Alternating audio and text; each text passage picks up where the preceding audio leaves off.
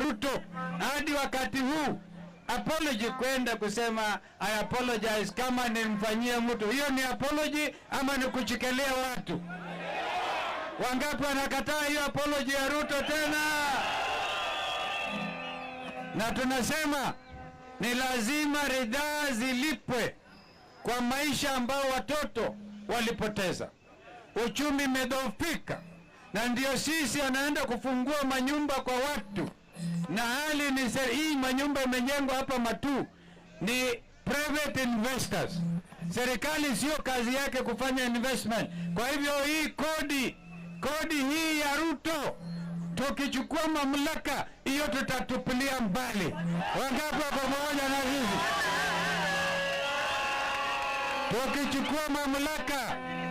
Tukichukua mamlaka watoto wetu kwenda vyuo vikuu, elimu kutoka primary hata kutoka pre-primary kupitia primary ini tulianzisha na Kibaki mpaka sekondari mpaka chuo kikuu itakuwa ni ya bure. Na hizo pesa za kusomesha watoto wetu ni zile ambazo zimeibiwa na serikali ya Ruto. Hizo pesa zinatosha kabisa kugharamia elimu ya watoto wetu. Haya Education Loans Board, hapa kuna wazazi watoto wamechukuliwa vyuo vikuu lakini hawana uwezo kwa sababu wanaitishwa mambo ambayo hayaeleki.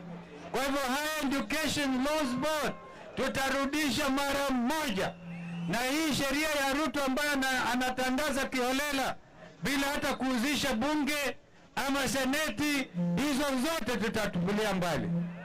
Na tunatoa onyo kwa wale watu ambao wanasikiliza maneno ya Ruto na kufanya kamunara ya nchi, wajue serikali itakuja, kwa sababu lazima tuondoe wizi, tuondoe fisadi. Ulusaniwa mbe Kenya itakwisha na Ruto na serikali yake. Inyambaitu mwetayari tudisawali ino ona anduma matume kundi silio kunonene kituka mina wana wazi hata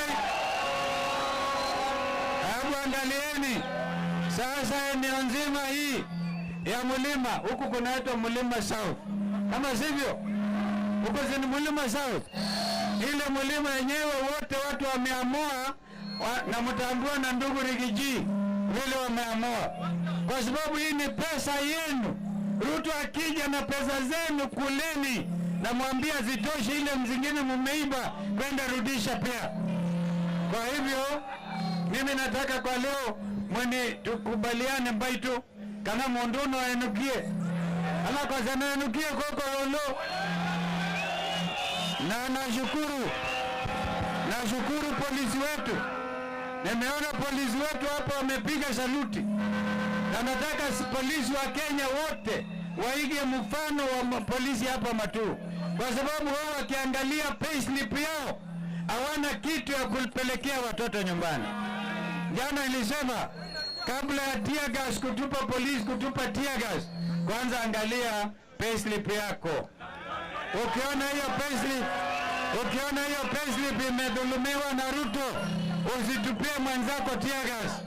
Ukimwona Ruto mtupie yeye mwenyewe, ama sivyo? Wangapi wanasema Ruto atupie tear gas yeye mwenyewe? Asanteni. No, pateri kijiji, mwenyewe. Pateri kijiji ataongea. Sahi, pateri kijiji.